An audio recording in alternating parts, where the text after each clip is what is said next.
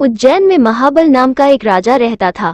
उसके हरिदास नाम का एक दूत था जिसके महादेवी नाम की बड़ी सुंदर कन्या थी। जब वो विवाह योग्य हुई तो हरिदास को बहुत चिंता होने लगी। इसी बीच राजा ने उसे एक दूसरे राजा के पास भेजा।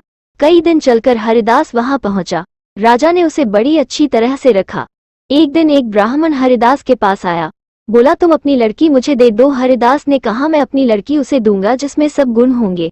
ब्राह्मण ने कहा मेरे पास एक ऐसा रथ है जिस पर बैठकर जहां चाहो घड़ी भर में पहुंच जाओगे। हरिदास बोला ठीक है, सवेरे उसे ले आना। अगले दिन दोनों रथ पर बैठकर उज्जैन आ पहुंचे। दैवयोग से उससे पहले हरिदास का लड़का अपनी बहन को किसी दूसरे को और हरिदास की स्त्री अपनी लड़की को किसी तीसरे को देने का वादा कर चुकी थी। इस तरह 3 वर इकट्ठे हो गए। हरिदास सोचने लगा कि कन्या एक है, वो 3 है, क्या करे। इसी बीच एक राक्षस आया और कन्या को उठाकर विंध्याचल पहाड़ पर ले गया। तीनों वरों में एक ज्ञानी था। हरिदास ने उससे पूछा तो उसने बता दिया कि एक राक्षस लड़की को उड़ा ले गया है और वह विंध्याचल पहाड़ पर है। दूसरे ने कहा मेरे रथ पर बैठकर चलो, जरा सी देरी में वहां पहुंच जाएंगे। तीसरा बोला मैं शिववेदी तीर चलाना जानता हूँ, राक्षस को मार गिराऊंगा।